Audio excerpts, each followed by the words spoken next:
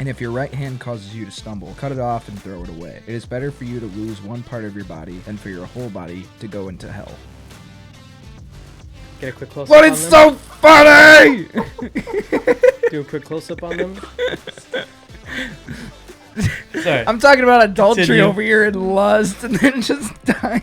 Sorry, I looked at Joey's. No, I was looking It at was ill Joey's timing. earlier and I almost started dying. It was ill timing. Sorry, continue. That Did was. you catch what happened? I have no idea, but Me in a neither. combat scenario, you guys need to not look at each other. Can you imagine if you were in battle or something? And you mentioned, you said if you look upon someone lustfully, Joey's and I both our eyes met, Locked. and it was done.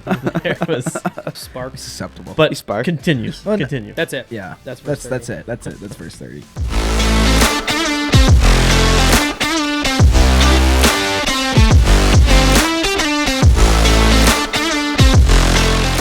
Hey guys, and welcome back to another episode of the Campfire Council podcast. Thank you so much for being here with us. We really appreciate it. I hope everyone had a good Memorial Day, or Labor Day, excuse me. Labor Day. I enjoyed the holiday. I feel like it was a super fast week for the short week, which was really nice. The time flew by. Sure did. It's podcast day. Yeah, boy. It's Friday. I'm excited to be here.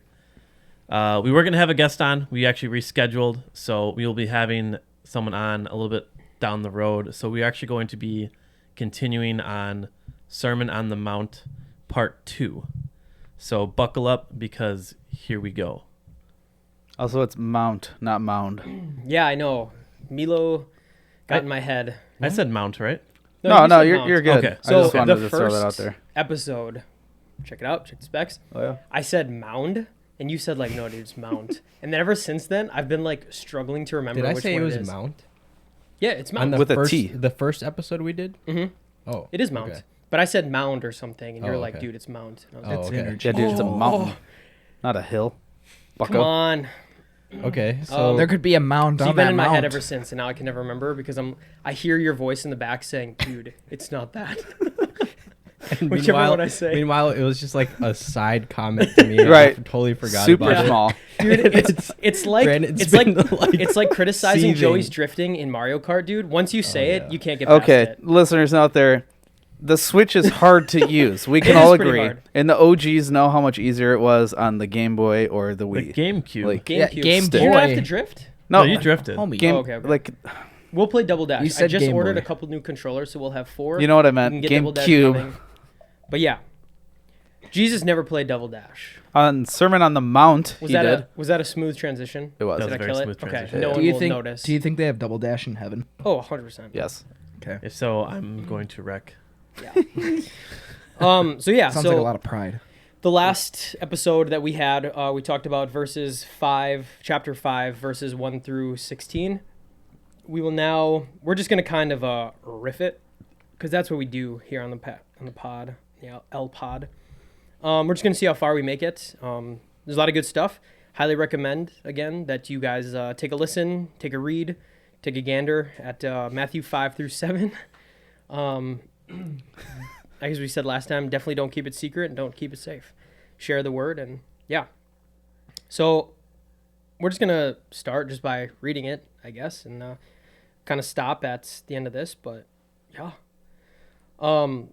Picking up at verse 17, it just kind of talks about Jesus saying that he's not trying to abolish the law of the prophets, he's coming to fulfill it, and that not a single one of the laws should be struck from the record until everything is complete, or as it says, until everything is accomplished. And it says the importance here in verse 19, therefore anyone who sets aside one of the least of these commands and teaches others accordingly will be called least in the kingdom of heaven, but whoever practices and teaches these commands will be called great in the kingdom of heaven. So we can kind of keep moving on to murder, which every time I think of the word murder, Yes. Mukduck. Oh no. What's I was a thinking mustache? The Office. Yeah. I The was- Office. I That's was- Been a murder. Oh, Yeah. that. I was No, thinking mine's of The mur- Shining. Red Rum. Oh, there you mine's go. also from The Sorry, Office, sorry. but it's like, he's like, R is, I think it's Dwight saying, he's like, R is a scary word. That's why they call it murder and not Mukduck. Hey, we were close. So, We tried. yeah, so Real quick, I'm gonna wrap this up here. Don't worry, I'm almost done talking. Basically, what you're gonna see for the next, pretty much the rest of the chapter, is gonna be God, Jesus. I mean God, yes, but Jesus saying, "This is what you've heard previously in the law, but this is actually how you should be practicing."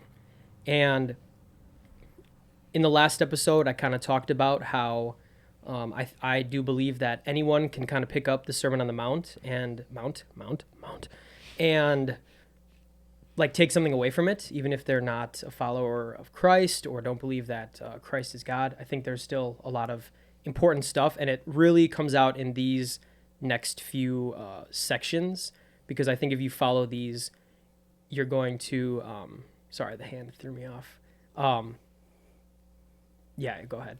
Well, I was just gonna say, do you think it would be beneficial for listeners to maybe read the Ten Commandments first before jumping into Sermon on the Mount, or does that not matter? Yeah, I mean, I don't think it wouldn't hurt to. Yeah, it doesn't hurt. I don't think 'Cause it's it kind of gives the context in a way. I don't think it's a prereq for this.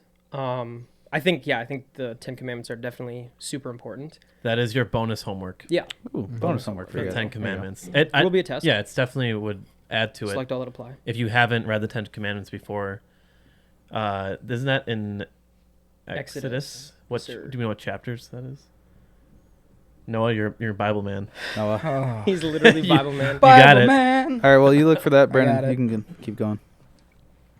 Whatever. But yeah, not all of these that he so-called like rewrites, I guess, or like redefines are from the Ten Commandments, but a lot of them, like adultery and murder, yeah, you'll see those. So, starting at chapter 5, verse 21. You have heard, and this is about murder, this is the little title. You have heard that it was said to the people long ago, "You shall not murder, and anyone who murders will be subject to judgment. But I tell you that anyone who is angry with a brother or sister will be subject to judgment. Again, anyone who says to a brother or sister, Raka," which is an Aramaic term of contempt, shout out the footnotes in the Bible app, is answerable to the court. And anyone who says, "You fool," will be in danger of the fire of hell. Therefore, if you are offering your gift at the altar, and there remember that your brother or sister has something against you, leave your gift there in front of the altar. First go and be reconciled to them, then come and offer your gift. Settle matters quickly with your adversary who is taking you to court. Do it while you are still together on the way, or your adversary may hand you over to the judge, and the judge may hand you over to the officer, and you will be thrown into prison. Truly, I tell you, you will not get out until you have paid the last penny. So that's the first part, verses 21 to 26 about murder. And yeah, what do you guys think about that? I know it's kind of a vague question. I have that's Bloom's Tower Defense 5. Whoops. I do have Like many more things specific. in everything that Jesus says, it's abnormal and revolutionary, because that's not what you would expect like someone to say, especially at that time. I mean, I'm no expert on ancient history, but it's atypical for a religion, I think, to say something like that.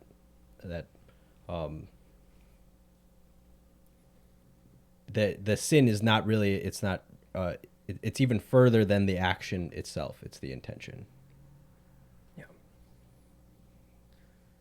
I think it's very difficult when it talks about settling your differences right away with someone. So it's so easy when you disagree with someone, you fight with someone, they hurt you, you hurt them, to actually come together and settle your differences. Like, own up to what you did, and then that other person own up to what they did. So I've struggled with that. I know I probably will continue to struggle with that, but it's such a good thing to do. Is you sin, you mess up, you hurt someone, like own up to what you did and settle, figure it out, be adults.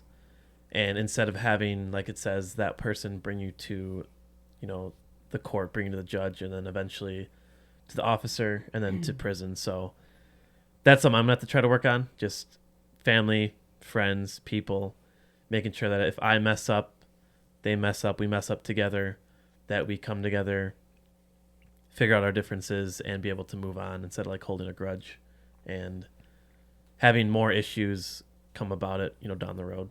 Yeah.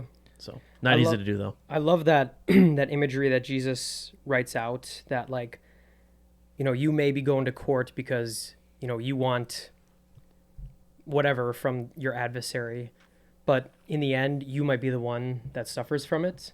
And I think that goes so much further in life than just suing someone. I think that just goes like, maybe you want to like, I don't know, it could be as extreme as like you want to hurt somebody, but in the end, that comes back around on you and it ends up hurting you more than what you hurt them, or, or it can even hurt your relationship with God. So I think it's just great imagery that he says that like, you will not, or what does he say? Like, you'll go to court, they'll throw you into prison, and you won't get out until you've paid your debt, basically. So yeah, just like settling matters quickly. And this was the section, I don't have my phone on me because it's recording, but this was the section that it mentions if you hate someone, you've already committed a murder, right? Or is that... Or am I thinking of a different section? I think you might be thinking of... Is that a little bit farther on? A different, yeah. Because that was another thing I was going to point out about the Sermon on the Mount, is like, Jesus really makes his points clear because he brings up things that are very, very similar. Like the murder section is very similar to the eye for an eye, tooth for tooth kind of area. And so yeah, we can kind of, I think it would be in there. Okay. Well, then we'll wait for that part to come up. Yeah.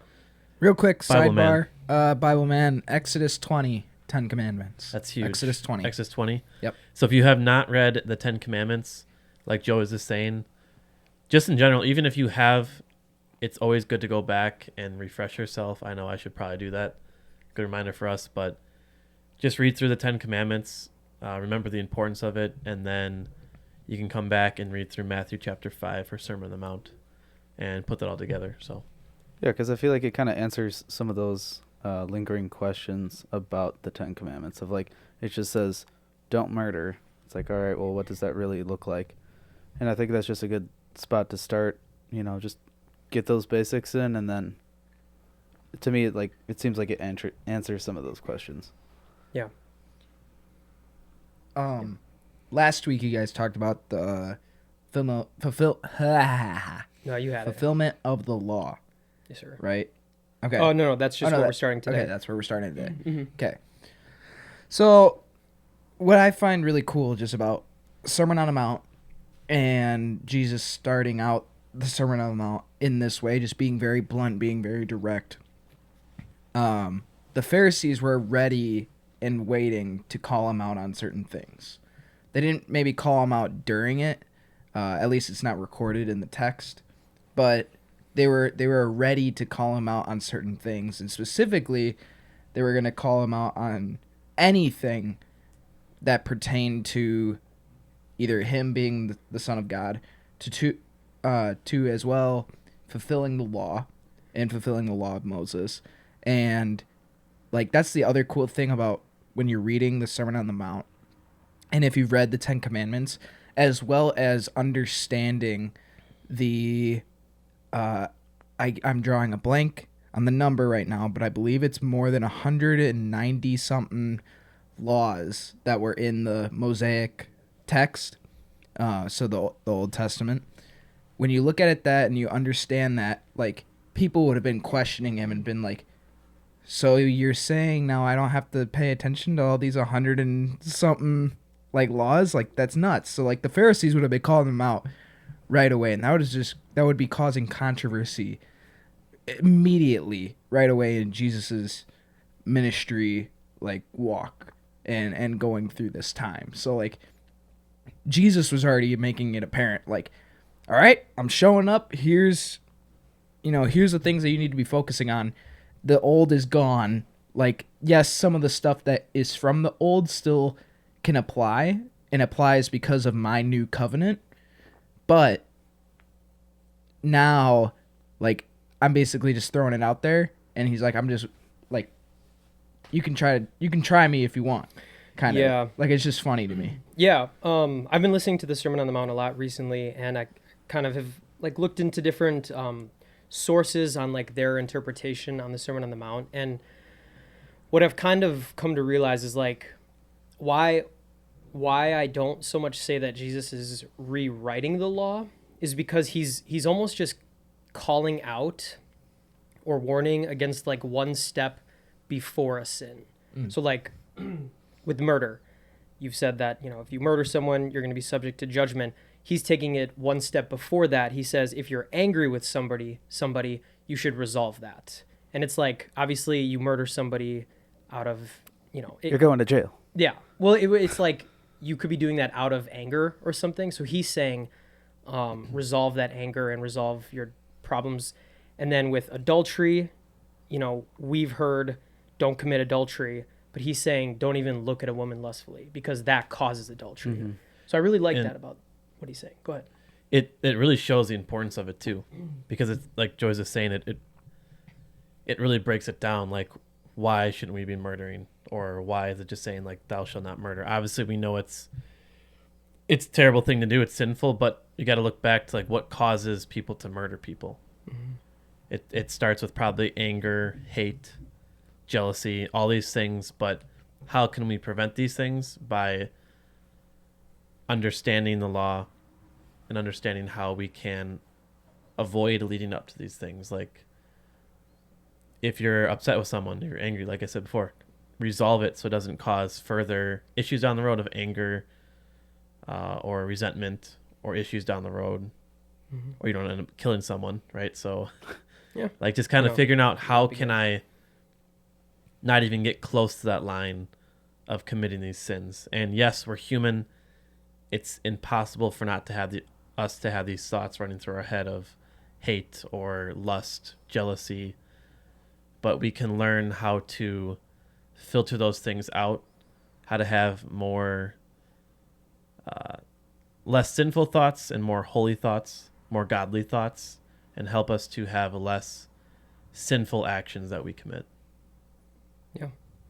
So I'll just kind of have us go over like 2 more verses here, and then we can move on to the next section. But what do you guys think of verses 22 and 23, where it says, but I tell you, anyone who is angry with a brother or sister will be subject to judgment. That might have been kind of what you were talking about earlier, but anyone who says raka is answerable to the court, and anyone who says fool will be in danger of the fire of hell. I have a quick question. Oh, yeah. Do we know what raka means? Yeah, so in the footnotes, it's an Aramaic term of contempt. Okay. Could you read that verse over again with it? But I tell you that anyone who is angry with a brother or sister will be subject to judgment. Again, anyone who says to a brother or sister, raka, is answerable to the court, and anyone who says, you fool, will be in danger of the fire of hell. So I think... Yeah, did you want to say something, Noah? No, you're good. I'm looking. So I have on my phone, I have something called the Blue Letter Bible, and so you can look at and have commentaries based on different bits of the text, as well as you can also find the interlinear or the concordance of words. So like it'll show like the original Hebrew and the original Greek and the original Aramaic that he was written in. So I'm just looking right now in and through to see what the translation is as well. So like, yeah, that's correct what it's saying in the Bible app. I'm just looking to see like what it is like in like translated form. So yeah. Okay. Super huge sidebar here, guys. We're all gonna love this though. So in Lord of the Rings, Khazad-dûm, Yes, right? I love it already. Gandalf is hanging on the edge of Khazad-dûm, the bridge of Khazad-dûm, and he says, "Fly, you fools!" Right? Fly, you fools! And then he drops to his quote death. Spoiler. He drops to his death, and he, is like basically kills the Balrog, which is fire. So like if you look at verse, verse 22, he says, "Whoever says you fool, you will be liable to the hell of fire," which is crazy. Conspiracy. Is Lord Holy. of the Rings based on It's the Bible? almost like J.R.R. Tolkien was a Christian. Maybe. Whoa. Holy. I never even thought about making that connection. That's actually pretty But yeah, cool. I just thought of that of like, the light which Gandalf is fighting the fire. He like goes down to quote unquote abyss, hell, to like destroy the fire. Doesn't he like Dang. come back to life too? Yeah. Wait, hold on a Whoa, second. wait Does a this like second. almost pertain to like Jesus? How he died on Bro. the cross and he rose again? No, that's far That's fetched. crazy. Dude, like I said, it's like almost like J.R.R. Tolkien was a Christian. But that's pretty cool. I just thought that was pretty cool. My mind just kind of That is immediately pretty into cool. that. Do you think he actually, Got inspired from that? that's kind of where he got it from, or do you think it I just mean, was maybe. a coincidence? I think it's probably a coincidence, but I like to think that. Either way, I think that's pretty cool. I like that connection. That's huge, Boom. Joyce. Shout out to our Lord of the Rings fans. Do you guys have any final thoughts before we move on to adultery? Just found it. Oh yeah, yeah. For For Raka, anger? Raka is essentially saying, like, you good for nothing, like, in calling someone out, like, saying, like, you're worthless. Yeah. So, yeah. Yeah, every time I So- hear it, dude, I think of like baka, which is like Japanese for idiot, which is like pretty close to It's what it means. Kind of close. So, Yeah. Yeah. So, another example Oh, is yeah. it says it's senseless or an empty-headed man. yeah. And so, an idiot. There Yeah. you go. And that's crazy to think that like this is such a serious offense to God. Oh, that's right. That was the point that I was going to make. Like this is such a serious offense to God that you are in danger of the fire of hell. To call somebody Raka, to call somebody a fool. Mhm. So it's like it's very important for us not to insult people. And they'll go on to say it later. And one thing too, because it does sound a little much when God's saying like, don't even think these things, because like I said before, we're human and it's gonna happen. But we have to remember, why is God saying these things? Because he loves us and he cares for us. So he wants the best for us, and he wants us to prosper and to grow. And when we go down that path of anger, of hate, of lust, of jealousy, of pride, all these things, it's a snowball effect, and it's going to cause more issues, like I said before. And God doesn't want that for us. He wants the best for us. So he sees and he knows. He's all-knowing. He's all-powerful. And he wants us to prevent those things from happening. And that's why he's telling us, like, don't even think these things. Like, get it out of your head, because I know what's going to happen to you if you go down that path. Yeah, that leads pretty well into adultery. Starting at verse 27. Does anybody else want to read? I have no I fun to can read. read. I forgot go how to ahead. read. Just to verse 30. I can read from your phone if What you up? want me I'm to. Jared. I'm 19, and I never learned how to read. All right. Verse 27. It's an awesome vibe. You guys know what that is? It's a Okay, vine, good. yeah, That's yeah. good. Go ahead. That's not verse 27. Side note, bring back Vine. Vine was better than Yeah, TikTok and Yes. anything else. But anyways, 100%. continue. And they were roommates. And they were Okay, go ahead. You have heard that it was said, you shall not commit adultery. But I tell you that anyone who looks at a woman lustfully has already committed adultery with her in his heart. If your right eye causes you to stumble, gouge it out and throw it away. It is better for you to lose one part of your body than for your whole body to be thrown into hell. And if your right hand causes you to stumble, cut it off and throw it away. It is better for you to lose one part of your body than for your whole body to go into hell. Get a quick close-up But on it's them. so funny! Do a quick close-up on them. Sorry. I'm talking about adultery Continue. over here and lust and then just dying. Sorry. I looked at Joey's No, and that's funny. No, I was looking It at was Joey's ill-timing. earlier and I almost started dying. It was ill so- timing. Yeah. sorry, continue. That was Did you catch what happened? I have no idea, but Yeah, like me in a neither. combat scenario, you guys need to like not look at each other. oh yeah. Yeah. Can you imagine if you were like Well, in battle or something? If this is When the you- purge, We're dead. When either you way. no, when you mentioned, you said if you look upon someone lustfully, Joyce and I both our eyes met Locked. and it was done. So there was. Sparks. susceptible. But You spark. continue. Well, no- Continue. That's it. yeah, That's verse that's 30. it. That's it. That's verse 30. Yeah, so again, this kind of goes back to how Jesus is calling out one step earlier than the sin, and I think but it's it is a sin though. The lust is the sin. Yeah. right. And I'm just saying it's like calling out one step before like committing adultery. Yeah, like yeah. yes, you're Before right. the You're right. action, yeah, Lust yeah. is adultery. Yeah. And I could go on a rant of what I think about adultery and lust and all that, but I think we'll have to save that for another podcast No, and like let's- marriage let's and like scratch it. Come Let's- on. Let's do it. scratch it. Scratch and sniff. Get in Scratch. there. Let's hear it. Well, the thing is, guys, I lost my train of thought. I can pick up. No. Do you want to say something? Yeah. I was So- trying to find the verse that I was looking for. I found think it. I think event like this, lust in general is just it's a very important topic to talk about, and we'll kind of get into it a little bit. I think down the road too, we can have something to dive in deeper. But I'm a guy. We're all guys here. Like Joey's not. lust is a very real thing that I personally struggle with every single day. I probably struggle with the rest of my life, and it's just a very difficult thing, and it's so important, male or female, to understand that it's a bad path to go down, and it's so important for us to get on track and to run away from the lustful desires that we might have as men for the flesh, or even just lust in general for material things too, but specifically talking about the flesh in this situation. But Yeah. Yeah, I think in the future, at some point, we will have females on the podcast. we do. We have some more guests lined up down the road, so stay Oh. tuned for that. Yeah, I don't know. I don't know if we'll get into that conversation with that guest. But in the future, I think it is important that we talk about kind of how the Bible talks about women, because I think in our society, so many people turn away from the Bible and from Christianity because they believe that Christianity is like sexist against women.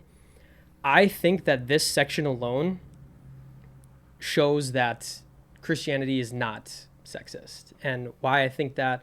Should I get into this, or We can get into it. I'll try Get to into I'll it! give, I'll Why give do a you condensed. define Jump in. sexist, though? I will. What? How do you I define define sexist? sexist? Yeah. Like sexism is kind of like mistreating a woman or giving her less discriminating. than because she's a woman. Giving her less than, what does that mean? Like not treating her equally, I guess, What does equally mean? as like a equal human. to a male than you're. As a human, Mhm, as a human, yeah.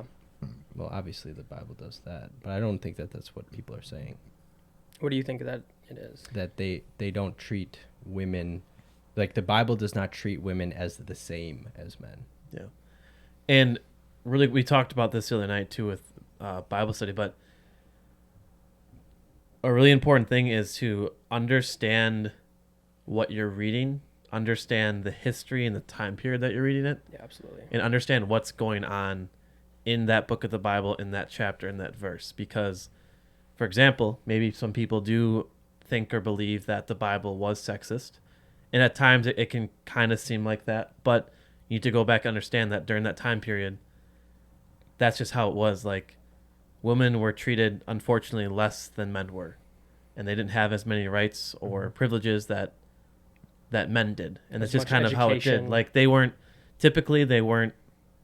allowed to go to school and learn. That was like the male responsibility, and that's just how it is. So just make sure if you do question something, if it feels a little off, like, do your digging and figure out what's going on. Yes. A big topic, like the topic of sexism and everything. This is actually a hugely, I don't want to say debated topic, but like there's like two main sides that you can pick when it comes to the Bible, and I'm sure you guys have both have heard it. It's egalitarianism versus complementarianism. Oh yeah, everyone's heard that. What? Well, maybe What is Milo going has. on here? Okay, Something. okay, real quick. Egalitarianism is basically saying that men and women are equal no matter what. Like everything that is in the Bible applies to men also can apply to women, and everything that applies to women can also apply to men. Could you like reference that with like eggs as like equally yoked? Ooh. Egg. What is it? Exes? Eggs? What? do No, you- what's the word for egalitarianism. So I'm just gonna call it egalitarian. So Okay. I You remember You should do it. stand up. Egalitarian. There you go. You should do stand up. That was huge. Oh, nice.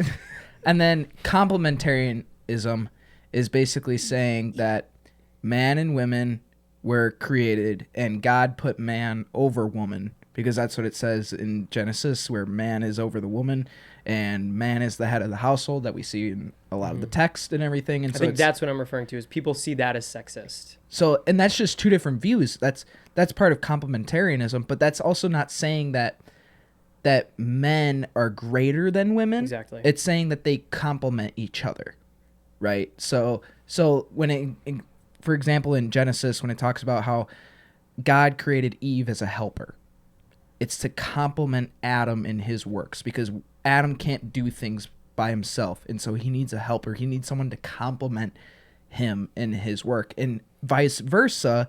Adam can complement Eve and do things to help her. So, like, you know, that's the big topic that a lot of pastors can debate on, and churches are divided on, is this topic of egalitarianism versus complementarianism.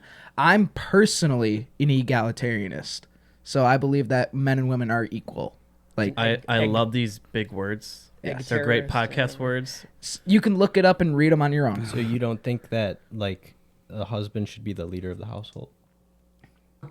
I believe that in the case of leading the household, I do believe that men are set in a position of leading and authority, but I don't believe that women can't. So, like, I believe that men should, but that doesn't mean women can't. I don't Yeah. think that's egalitarianism. You don't think so? I don't think so. Okay. What I'm saying is, sorry, what I'm trying to say is they should be working together as a whole to be leading the household together. But did God set men to be the leader of the household typically? That's what we see through the text. So, yes? Yeah, I would argue that. I don't think, yeah, I think that's more complementarianism. But my overall view of it is egalitarianism. So, like, complementarianism also just goes more into there are jobs that women do and men do that are different. Whereas Yeah. I feel like technically women can do any job that man can do. Like, Okay. like, so an aspect of that is leading in the church and discipling to others. A lot of viewpoints are pastors are only allowed to be men. So is egalitarianism the idea that God did not have specific intentions for each of the genders and their roles in the family, in the church, and so forth? It almost sounds like that, because it sounded like you said they're equal, Mm-hmm. like all across the board. So then complementarianism would be that God did have specific intentions for the different genders.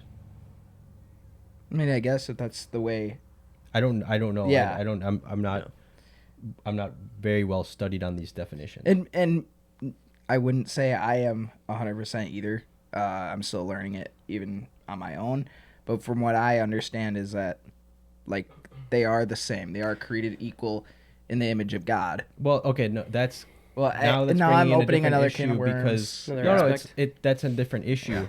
Nuance. I don't think either would doubt, like, either egalitarianism or the complementarianist would deny that God made man and women equal in the image of God. Everyone is made equal in the image of God. He's But talking about roles. that has to do with their intrinsic value as persons, not as their intended roles based on their gender. That Gotcha. would be where the two issues I'm gonna close you guys out. I think this is a debate we should probably have in a future episode, and we'll get into all of this, I think, at a different time. I was gonna get into this a little bit more, but I think we should just keep rolling forward. But yeah, I definitely have thoughts to say on that. Maybe we have, like, debate night. Maybe we do that every once in a while for. Or maybe you for a buy some pod. Bucky box and then we just rip. Just saying. Yeah, you just no, I rip. do Yeah. like that. I think we that can could bring be up fun. some maybe like pretty serious topics that because we don't agree on everything here at Right. Campfire Council Podcast. And we're learning. And we're learning A lot. right? And that's sometimes a benefit of debates is that you kind of learn insight from people that like maybe Anime have sucks. studied that. Ooh. I say. You had a Wait, frog in hold your on. Is this throat, coming Luke. from the guy who's never watched an anime before? He's Oh, That's a false statement. See, if you were to say, let's look at the word never, Here we go. I would say never is Never. Never ever. Have you ever given anime a serious chance? Let's say that. This is coming from the guy who watched one episode of Demon Slayer. I gave judged anime like all- a first date. Like you sit down, you're at dinner, and you give the opportunity to get the first impression of anime. And I haven't liked it, but that's all we're gonna leave it at right now. Yeah, well, we're gonna no come to that later. second that's chances. another. I've been praying about that. What if it was lately, just but- maybe a bad day? So I think it's so important to recognize the way that God is trying to call out this sin. Like adultery is such a serious sin in the eyes of God. First of all, because you took a vow before God. And this is what I was going to get into, like, even if you're not married, I believe that if you look at another woman lustfully, you're still looking at a woman who's not your wife. Therefore, you're committing adultery. Some people might not believe me on that because people believe that you have to be married to commit adultery.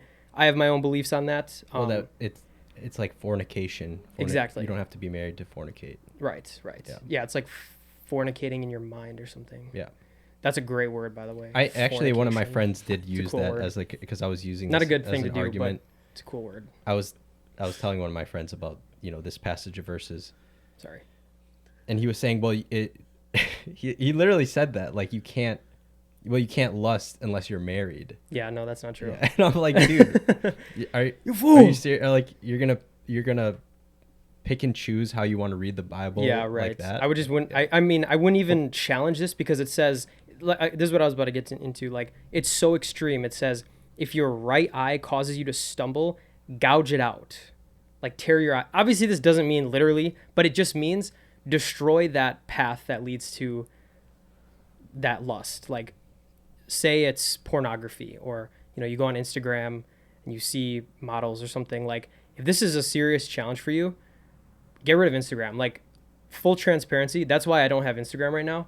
That's one reason, but also just like comparing myself to like others. I'm trying to completely cut down that path that like leads my mind down that. And I'm not perfect. I stumble at times, but all I'm saying is like that's a step of like trying to take that out of your life. That's the gouging your eye out. And then when it yeah. I was gonna add that's a good example. It's like finding out what's leading up to that sin. Like Brandon was saying, like if it's Instagram, or maybe it's going out to that bar, or maybe it's meeting up with that group of friends. Like sometimes it's gonna suck literally gouging out your eye, like not physically, but sometimes cutting something out of your life is gonna suck for a little bit. But try something different. Get a different group of friends. Do something besides social media. Do something that's going to be healthier and better for you. That's going to not cause you to go down that path and sin. Right. Yeah. So Don't sit in your room and doom scroll on TikTok or whatever. Exactly. yeah, and it's you got to get uncomfortable, because these are things that I struggle with, and I think we've all struggled. Everyone in this room, and I'm sure a lot of people listening have struggled with it. Like it's not easy, and we have to get uncomfortable in order to better ourselves, in order to grow and grow closer with Christ. It's comfortable doing the things we like. It's comfortable. It's a natural thing for us, almost to be lusting, but we have to learn how to gouge our eye out. Have a little bit of self-control. And Self-control, yeah. take And, action. we have to choose to pick up our cross and not to take that path and to follow after Christ. So, Yeah. Now, the next part, obviously, I have my idea of what this means. Now, when I was researching this, not everybody agrees. They just say it's like the same as the right eye, but I kind of have an idea of what this means, and so let's run it back. So, if your right eye causes you to stumble, gouge it out and throw it away. It is better for you to lose one part of your body than for your whole body to be thrown into hell, that's good imagery enough. But this right here. And if your right hand causes you to stumble, cut it off and throw it away. It is better for you to lose one part of your body than for your whole body to go into hell. Now, given the context, talking about adultery, talking about lust, I have a certain idea of what it means to cut off your hand. Yep. But I don't know. Like, I know what you mean. Yes. In reading what people's definition is, they're like, oh, no, it doesn't mean that. Because this is another thing. Like, is that a sin as well? I actually don't know what you mean. yeah, give us... I'm sorry. So, again, I think this kind of goes with your right eye, what you see, taking that away. I think with what you do with your right hand, I think with that, that's just another idea of like you need to cut down that path that may lead you to use that right hand for sin. So, if you're, like you said, doom scrolling on TikTok, or for some people maybe it's Instagram and it's late, I think that's when those temptations come up easiest, because you're vulnerable and you're just scrolling and there's nothing around you. And so when you see that lust, you're going to want to act on it. Yeah, act on that and fall into sin. And that's something too, like it's not even, necessarily maybe pertaining to, specifically masturbation or whatever that it is. Like, it's also the action of, okay, I'm looking at my phone. Exactly. I'm using my hand to scroll on my phone to look at other things like that. Like that's already causing an issue. Like you're already using, that action to still dive into lust or whatever other sort of sin that it may be, or greed or whatever. Like, you have to remember that temptation is not sin, but acting on that temptation, correct, that's sin. And exactly. it's out of habit too. We have so many sinful habits because once again, it's comfortable and it's easy. Like, oh, it's late. Like I'm alone at home, or like I'm alone in my bed, or I'm alone with this person. Like it's a lot of habit, and we put ourselves in those situations sometimes without even thinking. Like we put in the back head, like I've been in those situations, and like it just comes so easy. But it's like we need to figure out how do we break that habit? Oh, I can't scroll through Instagram because it's not downloaded.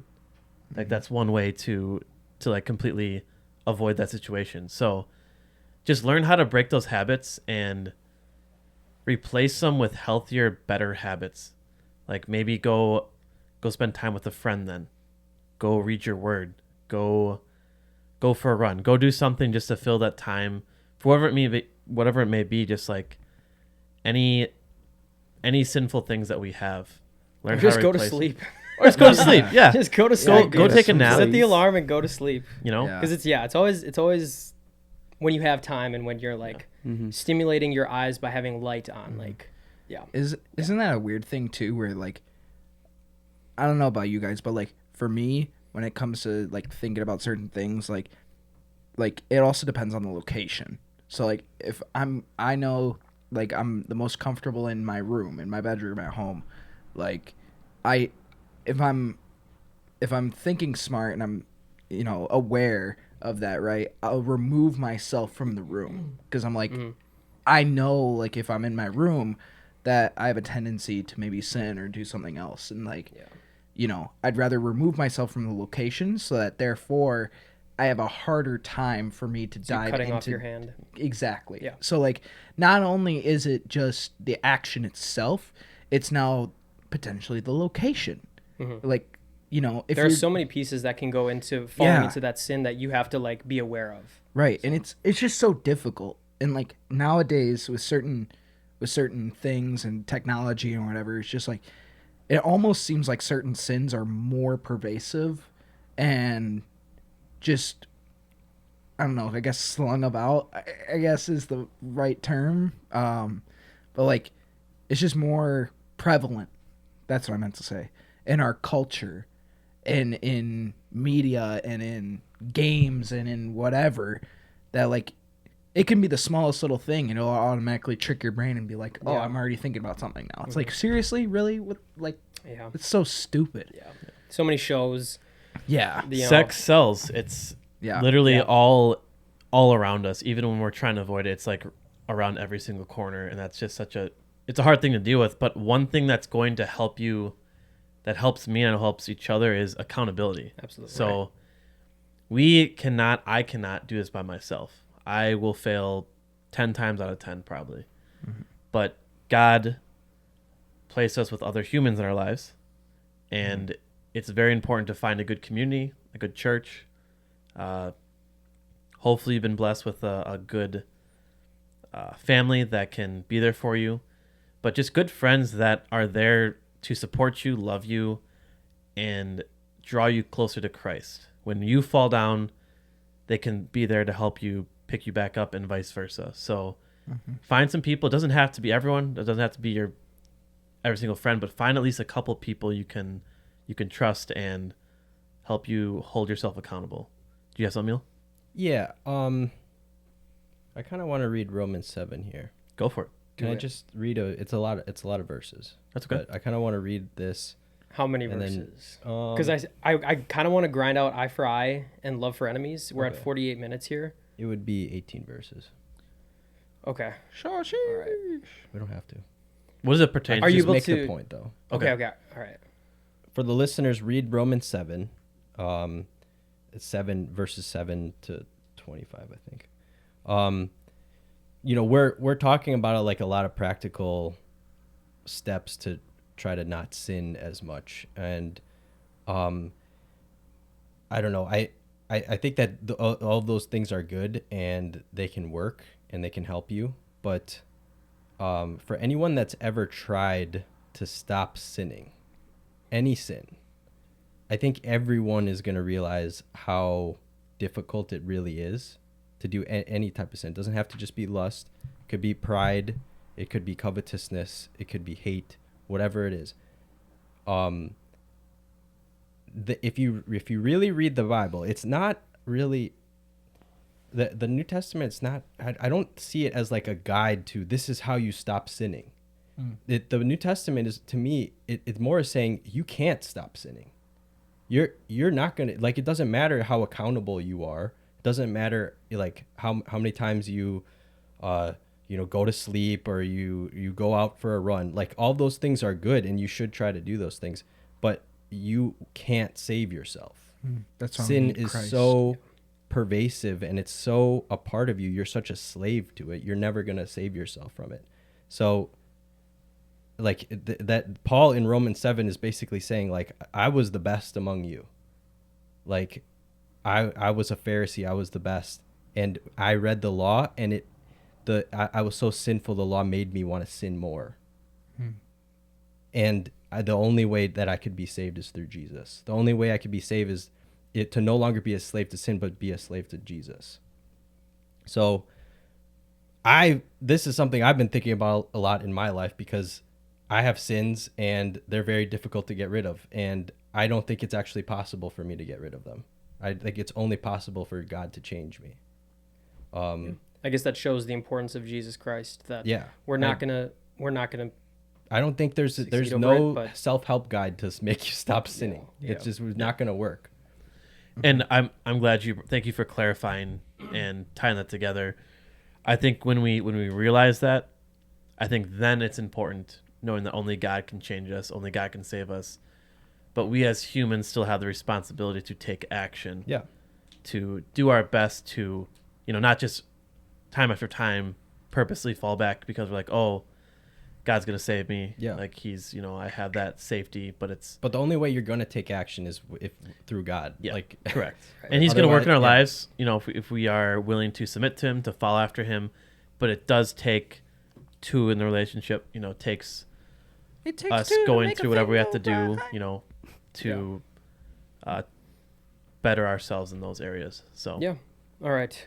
Good stuff. We should try to grind out these last two, or it's 38 to 48, so 10 verses left. So starting in chapter 5, verse 38, eye for eye. You have heard that it was said. Actually, I'm going to open up the floor. Who wants to read? Joey, you have a phone, right? Mm-hmm. What version? I'm good, dude. I'll listen. ESV. All right, it'll do. All right. Retaliation is the section here. You have heard that it was said, an eye for an eye, a tooth for a tooth. But I say to you, do not resist the one who is evil. But if anyone slaps you on the right cheek, turn to him the other also. And if anyone sue you and take your tunic, let him have your cloak as well. Sure. Here's a cloak. If anyone forces you to go 1 mile, go with him 2 miles. Give to the one who begs from you, and do not refuse the one who would borrow from you.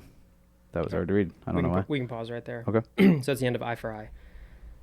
Yeah. Let me check the specs here. So verse, but I tell you, love your. That's later on. Whoops, sorry. do not resist an evil person. If anyone slaps you on the right cheek, turn to them the other cheek also. What are you guys' initial thoughts on that? Because I'm going to be honest, I was like, Hear me out. Oh. Hear me out. Turn the Yep. other cheek. So someone at work makes a a sly comment to you about the way you work or something like that, and you have that moment, you have that choice of like, I could say this about them because I know what they're doing over here, and I'm putting in my best effort, and I see that they're not here, and it's like I've had that in my life recently where it's like I keep asking myself the stereotypical like what would Jesus do, but like I try to rephrase it like and emphasize the would part. So I think to my mind like what, like really think about that, what would Jesus do? Like would Jesus be like, well, la da da da, you know, Yeah, and pop then off. and then pop off, yeah, and then just like smack the person because they smacked you, and it's like it doesn't work like that. Like yeah, that's gonna lead you to that anger that we were talking about before. exactly. So I think just having that like hold your tongue, you know, just like do what you got to do in that moment, because like as soon as you choose anger, you're gonna pop off like you said.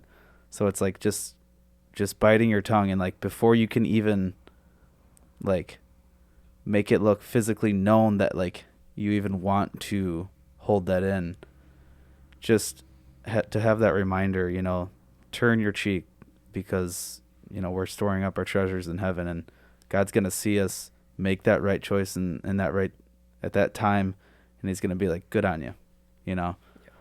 So God's just gonna be so proud of us of not choosing that anger.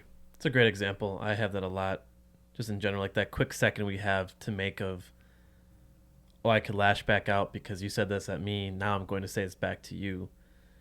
But just holding our tongue, being patient, pushing that pride back down, because we feel prideful to defend ourselves because, oh, Right.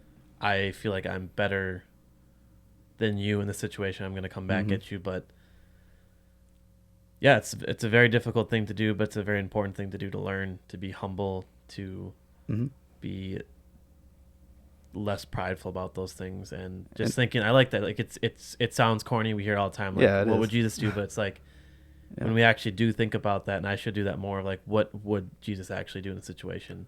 How would He love this person? Yep. So That's what it ultimately comes down to, is that love. Otherwise, you know, they can't experience that love of Jesus through us. Yeah. Because they're gonna see, like all my coworkers know that I'm Christian, and they're gonna see me at this side, but then they're also gonna see this side, and they're like, how does the two add up? Yeah. You know, how is he really a Christian? You know, but he's doing this. He's quick to be angry. You know, he's just like everybody else. He's not. That's so true, dude. He's not showing that love immediately. Yes, we're gonna fall short. You know, we're gonna get upset with our coworkers, our brothers and sisters, but to get upset and to get angry with them is, you know, foolish, like we saw in that other verse. We gotta stand out, and in a humble way, but we have to stand out and show others that because we're Christ followers, like we're not gonna snap back with that comment. We're not going to try to cut them down in the same way. We're gonna turn the other cheek, and yeah, we should be. them. There should be some kind of difference as a follower of Christ. Not saying we have to be doing like crazy significant things, but people should be able to notice little hints here and there through our words and actions. We're never going to be perfect, but in situations like that, being like, what's different about this person? Why isn't he or she acting this way or saying this thing or doing that like everyone else is? And, you know, get people thinking like, what makes them different? Like, why are they being so loving when I would be so hateful in that situation? So Yeah, dude, turning that cheek is showing that love. So do it. Yeah, I think it helps too that that person, no matter how frustrating they are and how much you want to like slap them on the cheek back, like they're an image of God and they're a creation of God, and therefore they should be treated with respect. And that doesn't mean let them walk over you, but that means don't walk over them. What I really like about this passage is verse 41. If anyone forces you to go 1 mile, go with them 2. There is a deep, like, historical significance of that, and I don't have to dive into that right now. But like, when I think about that, I think about how, like, let's say, I don't know, someone takes advantage of you at work or whatever, right? And they want you to do this thing, and it's not necessarily going to, it's going to, I don't know, let's say, put you behind on your other work or whatever, but it's really going to help them out. It's going to aid them out, and you really don't want to do it. And you're just like, I have other stuff that I need to do. Okay, I'm going to, sometimes, yes, it's able to be wise and be like, hey, I actually have a lot of stuff that I need to get done for my job. Like, otherwise my boss is going to be angry with me and like, whatever. But there are those circumstances where, okay, if my coworker really needs my help in this moment, I'm going to help them. But not only am I going to help them, I can now go that extra mile to help them a little bit extra. And once I finish that task, I can be like, what else do you need? Yeah. Like, do you need something really quick? Like, instead of just being like, no, I can't help at all. Like, and just whatever. Or this is a little bit more on the side of like when someone forces you to do something, and that's talking about Roman soldiers forcing you to carry their stuff, back in the ancient days. But yeah, I think Great. Go for it. I was gonna say great example. Shout out Joey's. Go back to episode 20. A great example of like going the extra mile. Really good stuff. You can find it in there. Just like going the extra mile, doing something we might not necessarily want to do in the moment, but realizing what would Jesus do, showing the love, and giving it a little extra time, that effort, that love to those people that need it, and realizing that we're no better than they are, and we're going to put ourselves underneath them so we can lift them up with love and whatever they need in that moment. So Yeah, that goes perfectly with verse 42. Give to the one who asks you, and do not turn away from the one who wants to borrow from you.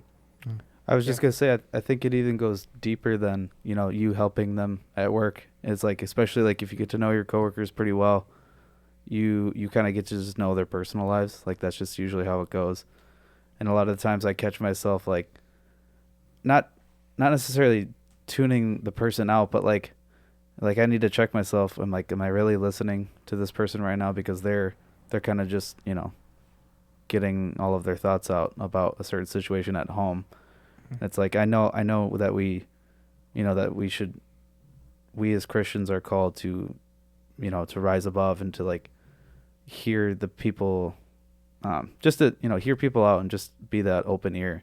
So I think it just goes even farther, like, to one, like help them, with their work, and then help them with like, if you can, in their personal lives, or just like, just being that open ear. Cause like, I feel like once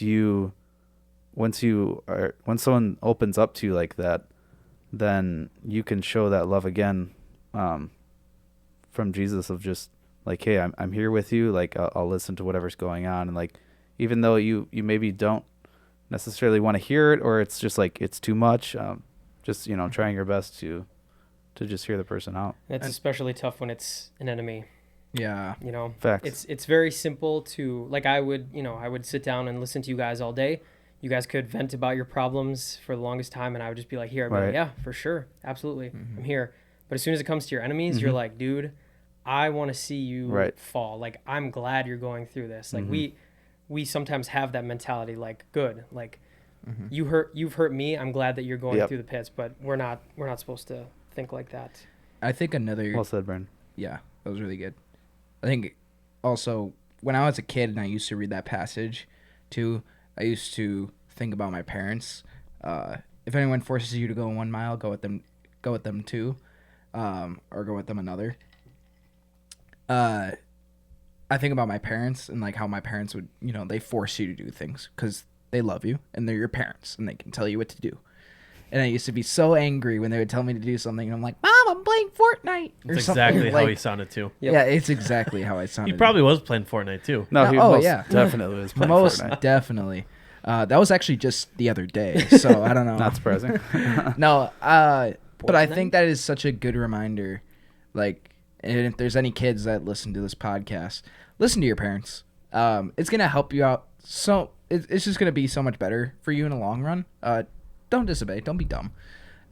Even though they're your enemies. But no, just like, if your parents ask you to do one chore, ask them what else you would like for me to do. Like, what else can I do for you? What else can I take off your plate? Like, and that'll show your parents, like, okay, like, he cares about me, he loves me, like, and not only that, but you're showing the love of Christ in and through that. And so, Love that. yeah. Nice. All right, let's home stretch here. We got verse 43 to 48. Love for enemies. Anyone want to read it? Otherwise, I'm just going to finish it out here. Go for it. All right. Yeah. You have heard that it was said, love your neighbor and hate your enemy. But I tell you, love your enemies and pray for those who persecute you. And real quick, this kind of goes back to the Beatitudes. Blessed are those who are persecuted because of righteousness, for theirs is the kingdom of heaven. Huge connection. It's just Huge. I love that the Sermon on the Mount, it just all connects. Mount. See, it's just in my head, dude. All right. But I tell you, love your enemies and pray for those who persecute you, that you may be children of your Father in heaven.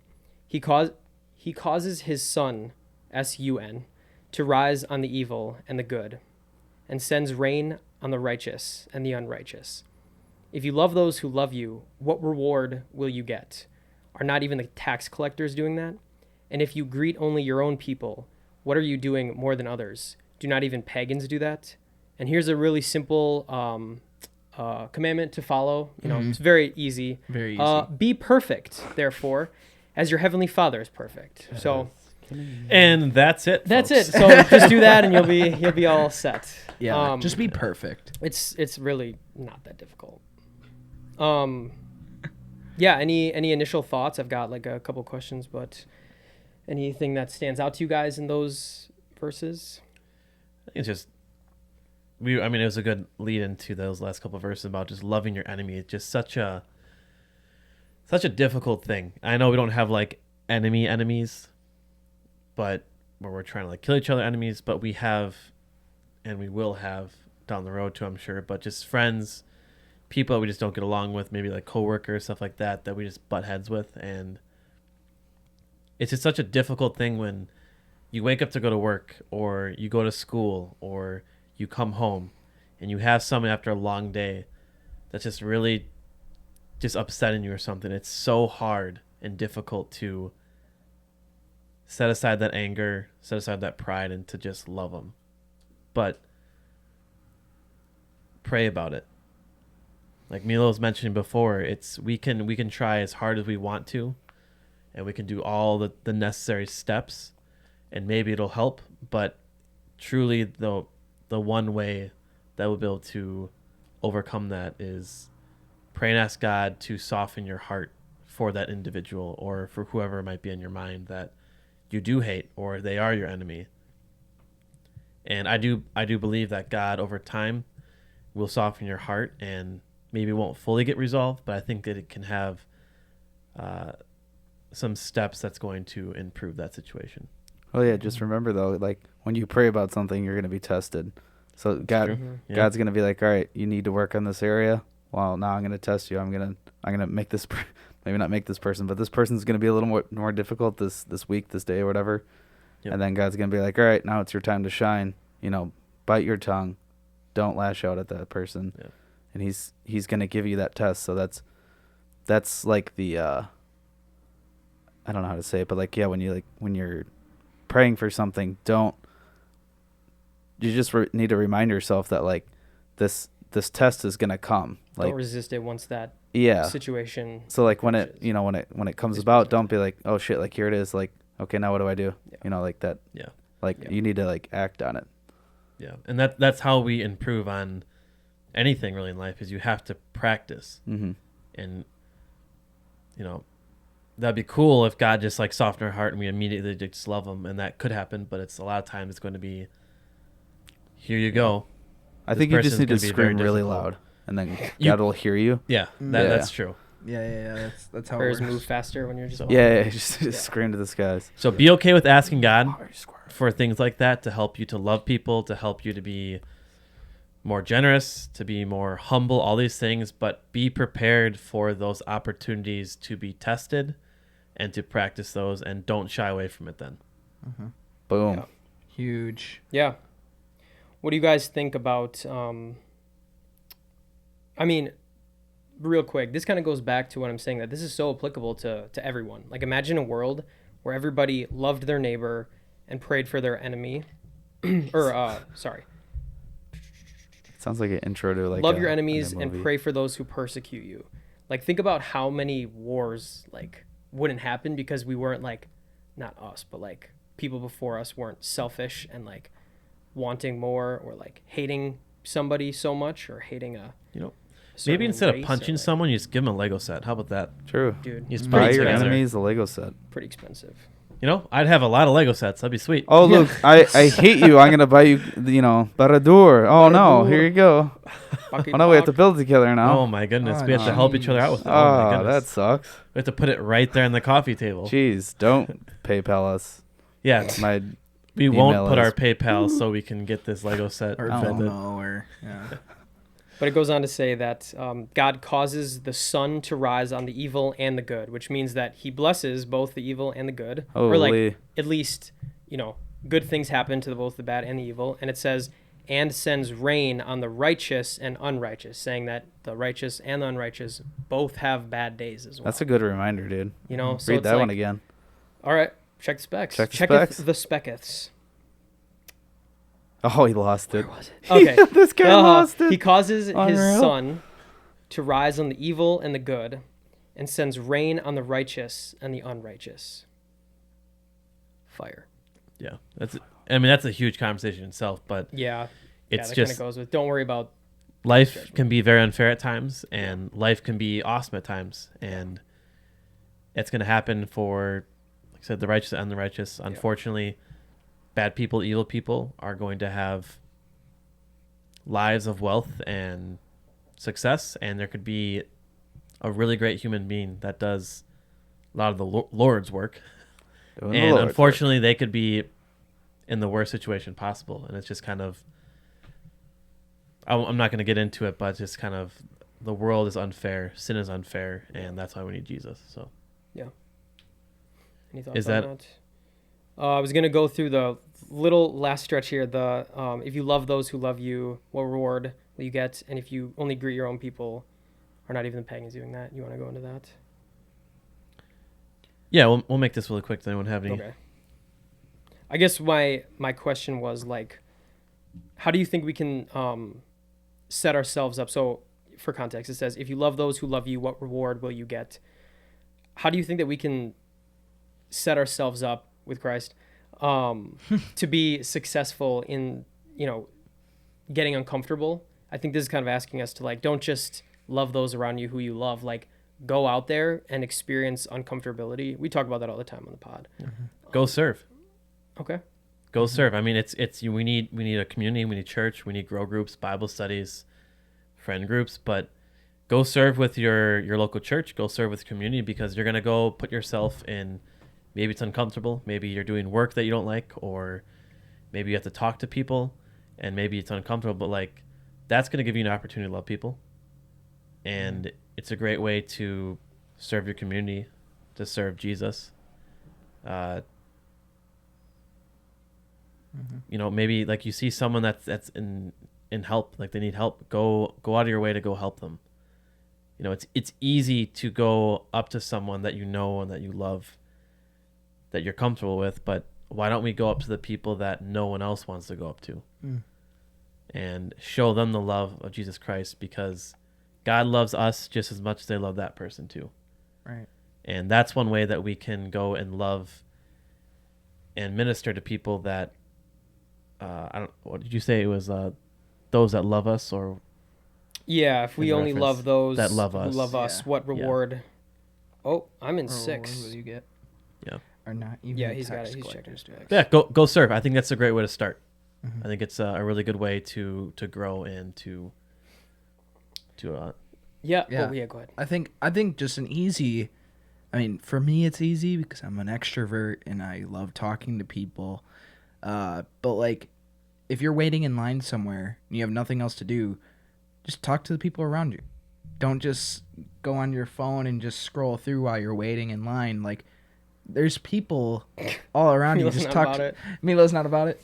I'm just like, just talk to the people around you. And it doesn't have to be like some super in-depth conversation or literally trying to share the gospel right in that moment with them. It's like, I was literally just talking to this guy at Costco. I didn't even catch his name, and I felt bad about it, but I was like, it's fine. I was just talking before or after you got your pizza that you waited like 45 minutes this for? was during I was Oh, waiting. was it during? Okay. Yeah, this is while I was waiting for the 45-minute pizza. Come on, Costco. Come on, yeah, Be better. unreal.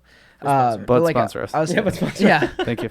Like I was talking to this guy, and we were just chatting about random stuff, and like I dropped little subtle hints about like Christianity and God and whatever into the conversation, but it wasn't like even two. I was making it some big evangelical thing. He's like, yeah, what kind of pizza you getting? I believe in Jesus. Jesus. Yeah, I'm Jesus. I'm follow Jesus. That's doing the Lord's Jesus work. loves you. Yeah, it's like no, I was just Yeah, Like dude, pepperoni with a side of salvation. I this past week at work, I kind of was challenged with that, and this is gonna sound kind of silly, but whatever. I was on the elevator with like in the morning. Everyone's very tired, just getting into work, and we were just on the elevator, and this guy was there, and he had the Whole Strength. Is that the brand? Yeah. And I noticed that I was like, oh, that's cool. And Yeah, right buddy. before he got off of like, or every time someone had to get off on their stop, he said like, have a blessed day or something. Have a blessed day.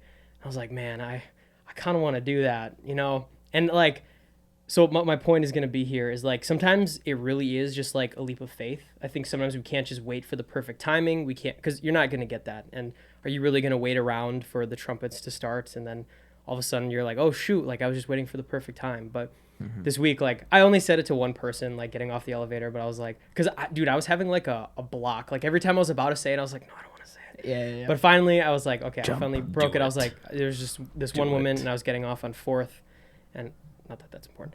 And I was like, have a blessed day. And she's like, oh, thank you, you too. And I walked away and I was like, finally. So that's something I want to challenge myself to do, because I think it kind of starts somewhere. You know, that's something super, super simple. Like, I feel like it's super easy for me to say, like, have a nice day. But, like, I think there's something about saying, like, have a blessed day. Or is it blessed? Let's debate. Another All topic the we can above. bring. But, yeah, I think it's just a leap of faith sometimes. That's all I got. That's some we'll good stuff. That is Sermon on the Mount part 2.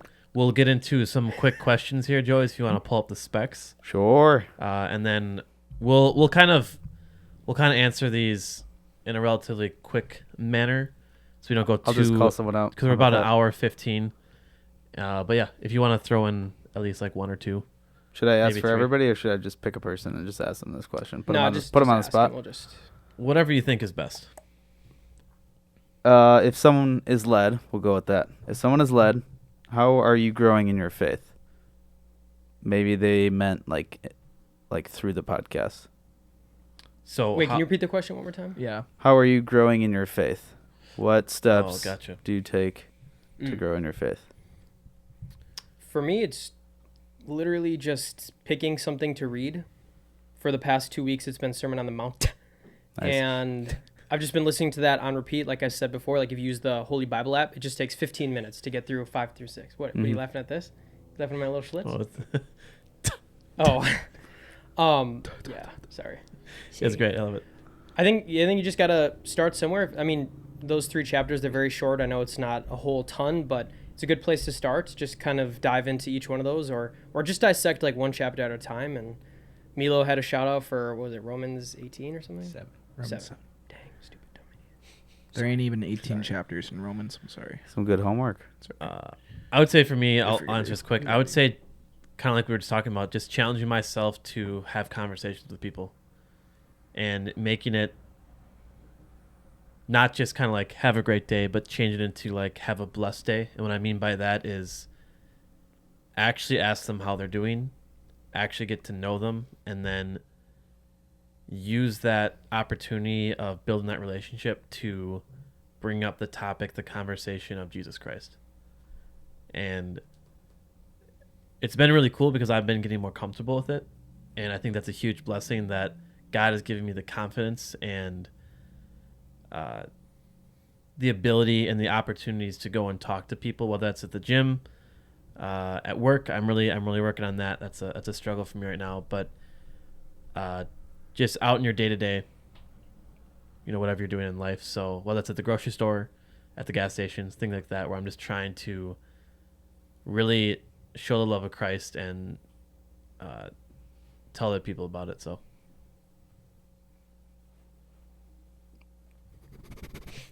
Anyone else? For you to do it. Or Man, I mean, I don't know. I just feel like it's like just trying to live my life, I don't know, closer to following Jesus, I guess. And so like whether that's just trying to follow his commandments and trying to be better at abstaining from sin or whatever, and trying to just be better at removing certain habits, or it is reading my Bible and trying to read my Bible with intention rather than just I'm just going to read it. Because I fall into that habit sometimes. I'm like, oh, okay, I read my Bible today. Okay, but did I understand what I read in my Bible today? Did I actually take the time to actually ponder and think about what I read and how can I apply it to my day-to-day? Like, that's something I really have to get. I was good at it for a while, and now I have to really get back into being more like that.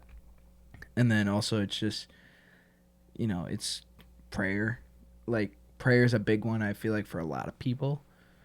In terms of when you pray, like, the more you pray, I feel like the more you are in touch with, I would say, like, the Holy Spirit and God's will and what Jesus wants for, the world. Jesus wants us to be praying for others. And so, like, I feel like with prayer, it also just creates more of that intimacy with God.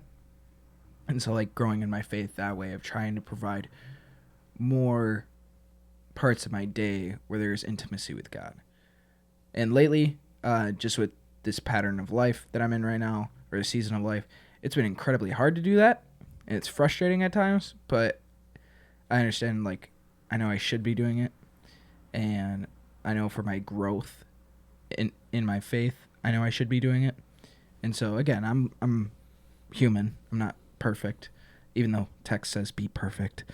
Therefore. But yeah, no, I'm just, I have a standard in my head that I want to be at, and I realize, like, I could always be better every day. And so I think that's just a big thing for me, is like, how can I improve each and every day? Shout out to the Beatitudes real quick.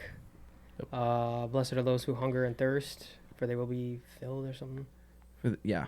Also, check out the specs on that sock. How do you like that sock, Luke? dude, Look Keep at your that holy thing. What are socks you away Just from doing me. with peeking out. that? Just peeking out. Do you wear those on Sunday?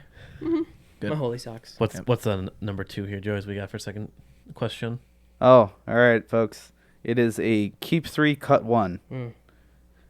Everything gone and never can be seen again. Never. All right, here we go. Pokemon, Star Wars, Lord of the Rings, or Legos. You keep 3 of them. You Keep cut 3. 1 of them. Read it one more time. Oh, boy. Keep Oh, 3, cut boy. 1. Everything gone and never to be seen again. Pokemon, Star Wars, Lord of the Rings, or Legos. It's not fair. Pokemon gone. Out of here. Well, yeah, that's easy for you to say. Oof. Legos, man. I'm I'm gonna cutting have to Legos. go with Legos, dude. I'm not gonna lie. I haven't. I'm not gonna lie. Yeah. I think I might go Pokemon. I love Oof. Pokemon. I do. But I Thank might you. have to go with It's that. cut 3. Cut 1. No, cut one. Cut 1. Keep 3. You're cutting Pokemon. Star Wars, No Lord way, of are the you cutting Rings, Legos? I mean, Pokemon, it's and too Legos. easy. I don't even like Pokemon. Yeah, it's of the devil, right? Get it out. Pokemon is That's what cool. Jan- I just don't that's know. I don't know Auntie enough Jay about said. it. Oh yeah. She definitely. the devil. She Some- definitely some thought they people were But look like at demons look or at what the something. Legos are doing. We get to But- look at it, and it's they're Yeah. awesome. I'm still cutting them. You I can't know. build a Pokemon card. You can build a Lego set. Well, they print them. There's an option they missed. They obviously didn't watch one of the last episodes, but Warhammer 40K. Oh gosh. Oh, Dude, Missed. minifigs? Why does 40K What about you, have to be Joyce? so You said Legos? expensive? yeah. Legos are Warhammer? getting out of there. Well, I'm not even interested in the game itself. I just like I'm the interested lore. in the game. I want to Yeah, I buy gotta do and build Legos, minifigs dude. and paint them.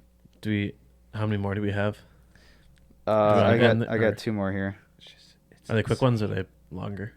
I They're have longer. some. I have some Definitely Canadians. longer. Okay. Let's. Yeah. Do you Because want? they're harder questions to Okay. answer. Let's actually. Do you want to save it for next? Sure. For next Yeah. pod, just because Yeah, I definitely. want to make sure we give the time to actually answer it. But, well, folks, I think that is going to wrap it up for this episode. We really appreciate. Thank you for those questions. We really enjoy answering the questions, whether it's nerdy funny things like that last one, Mhm. or it's in depth with our faith, our journey with Christ.